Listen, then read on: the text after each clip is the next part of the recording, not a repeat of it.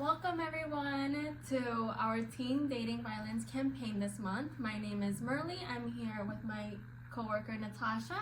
Hi everyone, I'm the youth coordinator here at Sepa Mujer. And today we are joined with Juliana Londoño, a first-gen Latina mental health therapist, mentor, and entrepreneur. She is a bilingual mental health therapist, national certified counselor, and a board-certified telemental heal provider currently working in private practice providing services to adults, children, and families. Oh my goodness, I got choked up there. Welcome. Thank you. Thank you all so much for having me. This is great. Yeah, so thanks for coming. February is Teen Dating Violence Awareness Month. So basically we're here to just start the conversation about what is teen dating violence and how to recognize it and get the perspective of the youth themselves because it's them who's being affected by it. So can we ask you, what is teen dating violence? Teen dating violence, I personally believe that the actual concept has evolved. And why? Because we have technology now. We have so many other platforms that actually interject and intersect to create greater access, which is what this whole platform is about, to really be aware for any folks out there, right? Any teens out there, that teen violence is not just physical violence. This could happen whether it is online, whether it is stalking, and again, in so many different platforms and different outlets. It does not need to be face-to-face anymore. And to bring that awareness, I think that this platform that we are all giving is just phenomenal as a resource. There's a lot of misconceptions in the teenage Latina community that a toxic relationship isn't teen dating violence, or that it's just a cute, glamorized part of a relationship. What do you have to say about that? It is so interesting, and I think that in pop culture, it is something that we say, right? La tóxica, el tóxico. It's terms that we use, but when we step back and we say, okay, espérate, what does this mean? Right? And we're stuck in that toxic mindset and, right, the red flags that we see in the memes online. Pero when we take a step back, and that's what we really need to focus on, toxic is not necessarily they're with you 24/7 and they won't let you have your own identity. Toxic can also mean that they won't let you have access to your email, or have access to your phone, or even if it's do my homework for me, like this is your responsibility as my partner, you have to do X, Y, and Z. So really bringing that awareness that it can be in terms of an education piece, it can be in terms of personally, you have to pay or you have to do and perform and do something. That, again, that term tóxico is used so loosely, but it does represent the reality, unfortunately, for many teens out there. Thank you for that. Do you have anything to share, Natasha, about toxic relationships and the misconceptions in our community? Yeah, definitely. I really appreciate your perspective on La Tóxica is such a phenomenon too, right? You see all these posts online and you see Latina girls glamorizing it, right? Our own girls are glamorizing this. They'll be like, oh, right, you want a Latina girl because we're so fiery, we're so spicy, right? But now it's not cute when I smack you, right? They'll be posting these things that are funny on TikTok, and don't get me wrong, humor is great, right? But they are young girls whose minds are being shaped by everything they're seeing, and it's just such an intense amount of information for them to see all at once, all day long. You're scrolling through TikTok all day long, you're scrolling on Instagram, right? And it's a lot of the same message that you're seeing, and whether it's a joke or not, there has to be a line somewhere where these young girls are taught the difference between what is cute and what is a joke and what is serious and what is harmful to them. So we're taught very often to look for domestic violence in households where there's already existing marriage. But for a lot of our youth, it's very easy to miss these red flags, as you're saying. So what are some red flags that we can look out for when it comes to teen dating violence?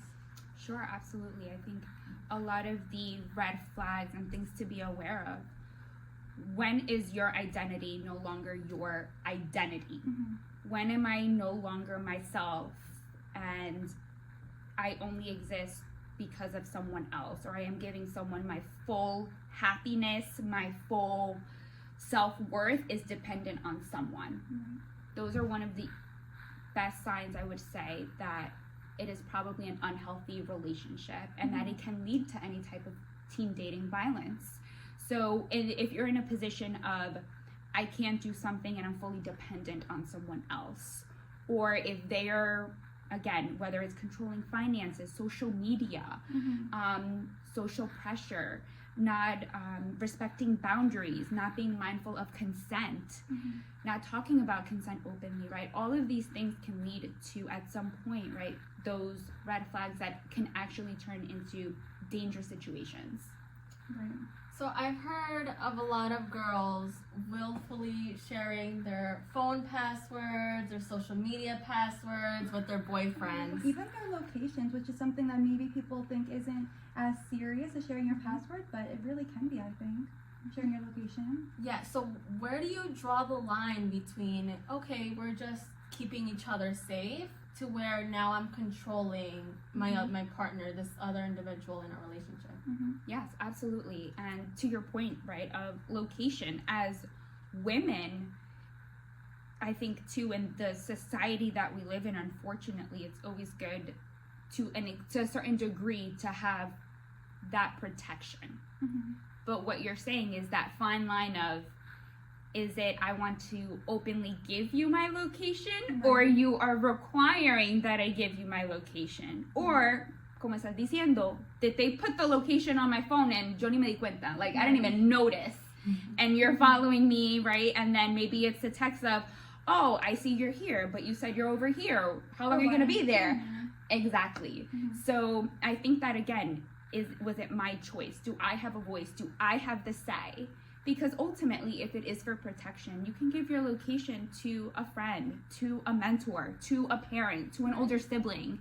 It is not limited to a partner. And again, was that my idea? And did I verbally say, and did you agree to have my location, right? That open dialogue, I think, is really what is key. Is there anything that you would like to comment on regarding the sharing of social media passwords? Ooh, social media passwords, that is such an interesting one. And again, I think that it becomes that very fine line of, what is the purpose here? Having that open conversation with your partner. Why are we doing this, right? Is it for control? Is it for safety? And even then, do I need you to have my personal information, my personal contacts in social media, right? The other side of that is access to email, phone number, possibly things that maybe a partner or person doesn't openly share. So there's a lot more in social media than we're sometimes even mindful of. In social media, it tracks our locations, right? The geotags, it will tag where we're going. Stories are archived in social media. So it is, again, possible for a partner to see access to your years and years of information. How much do you want to expose that to someone? Again, so I think the conversation needs to be led on, what is the purpose, and do I have a voice in this? Do I openly want to give passwords? Again, is it healthy? I personally do not believe so. Because if I am in a healthy relationship, I am going to trust that your social media is your personal information and my social media is my personal information. Right, and I think a lot of times too, these young girls, not even young girls, these young people, right? They don't even know it's unhealthy. They think that they're in a relationship and they do willingly share their passwords, or they do willingly share their locations, and it's because they're in a relationship for the first time sometimes, or they're just looking for affection in the only way they know how. Absolutely, and it ties directly into boundaries and self-respect, and recognizing that and developing the skills to acknowledge what self-respect is, what self-esteem is, and what those boundaries are to have with others, but also to have with yourself. So what is the best way to engage parents who are not openly okay with their daughters being in relationships, and the daughters are engaging in these relationships without the consent of their parents? Absolutely. I think that's a huge piece, especially within our communities. But then again, the other side of it too, which is so interesting and so complex, when we go to big family gatherings, Christmas or any holiday, the first question for many of us, ¿y el novio? It's never even como al estudio, how is your project, right? Then it becomes, right, that interesting dynamic of, well, my parents don't want me to date, pero here I have mi tía, el tío, whoever, asking about, am I in a relationship, right? So, like, which one is it? And I say that, right, to just bring awareness how in our communities and in our cultures, this is something that girls can be conflicted with. Right. So I would start with, for any parent, to make yourself informed of what dating is like now. Right. How dating is like where they are living. And I say that, right, because dating for them looked very, very different, whether that was in the 90s and the 80s in another country, right? We have technology now. We are in a diverse world where talking isn't done face to face anymore. Right.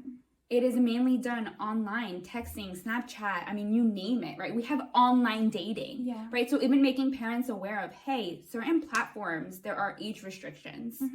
Let's have those conversations of the awareness and the education piece, and especially any signs of specific violence and abuse to be mindful of for their children and or daughters. Right. I think technology is such a huge piece. Something I see a lot in students of all ages, even as young as 10 years old to as old as college students, right, is that they're not at times monitored on the technology they're using. And that's not necessarily a critique to parents because, right, it's a new world we're navigating. So you don't know how to set boundaries necessarily. Everyone's just trying their best. But whether it's because parents are working late or they're just trying to give their kids that trust and respect of, yes, you can use your phone, right?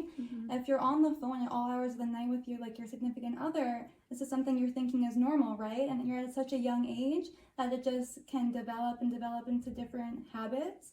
And it's just, you don't know, right, how it's going to affect you because it's something new we're experiencing. But you see these kids at a young age on the phone at all hours of their night talking to their significant other, thinking that you have to be talking 24/7 to be in a relationship. And that's not necessarily healthy at times. So there's actually a story that we would like to share with you and with everyone watching. So this is a story about Leanne from her friend's perspective.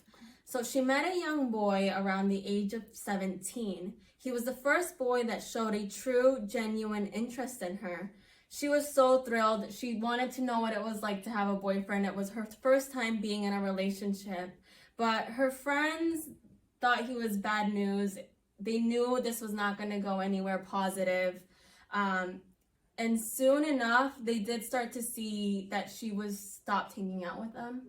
She was slowly backing out of public outings with her friends, slowly backing out of her extracurriculars. And soon they were noticing that all she would do was hang out with her boyfriend and his friends. What should we do to help young women who see their friends slowly leaving the life that they once had to be consumed by a life of a partner? That is, I mean, that is really, right, the $1 million question, because as the outsider, whether it's a friend, a classmate, anyone on the outside, we can easily see that bubble that is forming. And that bubble is essentially isolation. Right. So we see our friend being stripped away from their personal identity as a student, in extracurricular activities, in their social circles. So when they start to become isolated, that is, right, to use the term, a red flag of, why is my friend no longer communicating, no longer engaging? Maybe they're skipping class, maybe they're skipping the sport, or no longer involved in their debate team, or whatever that is. So as a friend, I would be mindful of that and really have the conversation if possible. And I say that because oftentimes that friend might not want to listen. So even if it is sending that very long text, even if it means leaving a voicemail. And I know for some folks out there, right, leaving a voicemail is like a no-no. A voicemail, a text, sending an email, doing whatever you have to do to just let your friend know that, hey, I am here. Right. Here's what I'm noticing. Here's how you've changed. Here are my concerns. And even if you're able to provide any resources, hey, if anything goes south, here's the hotline number. If you are in danger, call X, Y, and Z. Even if it means, right, helping them develop a safety plan. I think all girls, all women should have a safety plan nowadays. Regardless of your age, your gender, everyone should. Right. So even just providing that dialogue for your friend. And again, they might not respond, they might not acknowledge it, but just the fact that you put yourself out there and provided that outreach, they might truly need it, and it might be something that they turn back and say thank you. So for those watching, now that we brought up a dangerous situation, we do have our 24/7 Ayuda Latina hotline, 833-762-9832. This hotline is 24 hours and available in Spanish. So going back to Leanne's story, she actually began using drugs and alcohol, and her friends started to see this on social media, and they started watching how her life changed all through a phone screen, which is so different from how relationships were back then. And what can we do? What can we do to help, not just the friends, but also the person in this relationship who is probably becoming self-destructive at this point, right? And forgetting about the path that they might have once been on. I think that is a key point. So statistically, we know that in terms of alcohol and substance use, the onset of consumption of anything typically starts with someone closest to you. Majority of the time, in the majority of cases, it is with a partner. It is rarely those situations of, I went out on my own and I'm gonna do X, Y, and Z drug. Oftentimes it is, I am in a partner, they gave me something. So those situations are unfortunately the truth and the daily lives that many people experience. And the awareness is that oftentimes you're going to try it once, you are going to want to try it again and again and again. And then, of course, we're going to see that de-escalation and that deviation from a path that was potentially the best path for them. So how do we then bring that into awareness and gear them back towards that path?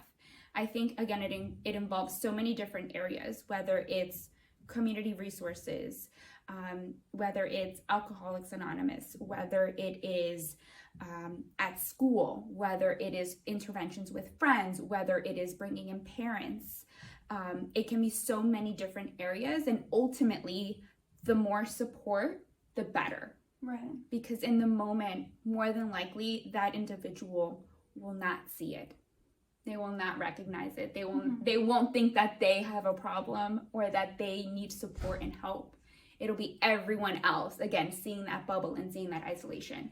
So it really is a team effort. I think that it's really great how you mentioned providing community resources, whether it's Alcoholics Anonymous, hotlines, whichever avenue is best, because I think too, a lot of times friends feel the pressure that they need to solve their friends' problems, and that's not necessarily healthy either, right? We're not trained professionals. I'm just your friend, and I just want you to be the best you can, but I can't make you the best person. So all I can do is be like, I love you, here's this resource. When you're ready, it'll always be there for you to turn back.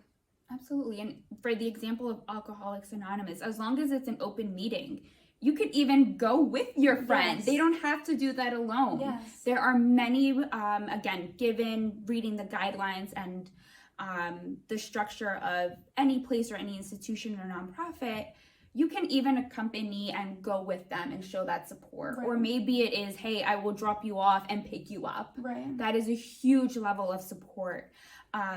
So absolutely, I think that, again, as friends, we want to do so much, but then to also be aware that there are spaces and places that are meant for this type of help. Yes. Thank you for sharing. So with Leanne, she eventually started to become manipulated. She was sharing her passwords, all signs of a one-sided relationship, right? So it was reaching a point where Leanne couldn't face her friends. She was not listening. Mm-hmm. But also to a point where she would actually beg her boyfriend to stay with her. And I think this is something that we see a lot in quote unquote toxic relationships. And how do we refocus, right, our youth's perspectives on toxic relationships? And that begging a partner to stay with you is not exactly normal. Right. Yes. Begging and affection. You can go ahead and start. No, I was gonna say, I think it goes back a lot to like the oversaturation of the media, right? Like the students, like children, see this all day, every day on TikTok, Instagram, the shows they're watching. One of the most famous scenes that came to mind right away is Grey's Anatomy. Do any of you watch Grey's Anatomy? Mm-hmm. When Meredith is on the stairwell begging McDreamy, please choose me, love me. Like, and that's such an iconic scene, and like for a 20-year-old girl, right? I'm in my 20s, and I think that just oversaturation of media is such a big problem, right? Absolutely. So media, again, it is the drama. It is not a true representation, or it should not be interpreted as true representation of what healthy is. Right. Ultimately, I believe it comes back to self-worth. So in those instances, for anyone listening, right, to take in, what is my self-worth? How am I respecting myself? What are my boundaries? If I have to beg someone for the bare minimum, am I worth that? Right. And I think that as Latinas growing up, whether you're first-gen American, we get told these stories that are passed down of, well, we live in a man's world and machismo, and women are meant to be in the kitchen. That is no longer the case. So we have a voice and we have say. So to really conceptualize that and understand, am I worth begging for bare minimum? And yes, I understand that girls want a boyfriend and they want a partner and they want to do the cutesy things and go on dates. That's all fantastic. At what point are you minimizing yourself that you no longer recognize that person in the mirror?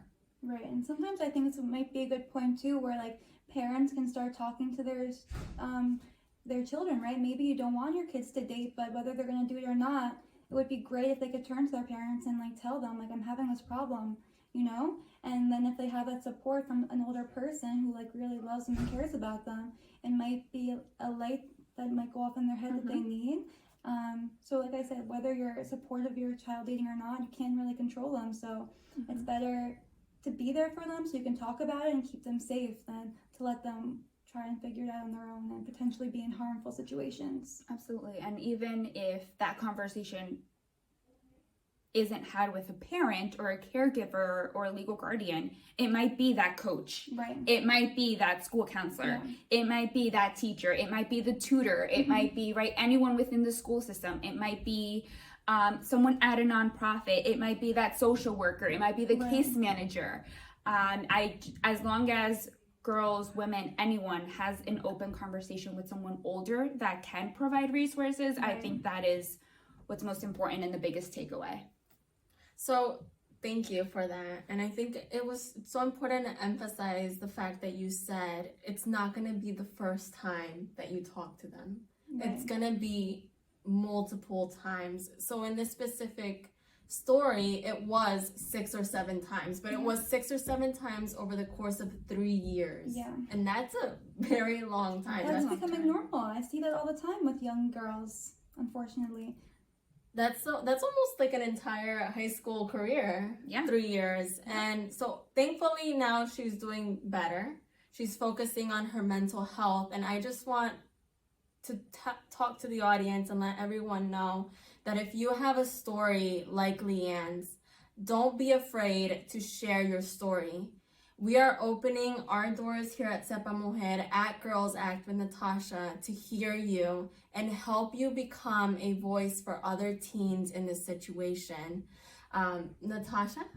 Yes, so if you would like to share your story anonymously, we're going to provide a link below, and you can share your story anonymously. No one will know who it is, unless of course you want to share your identity, but there's no pressure there.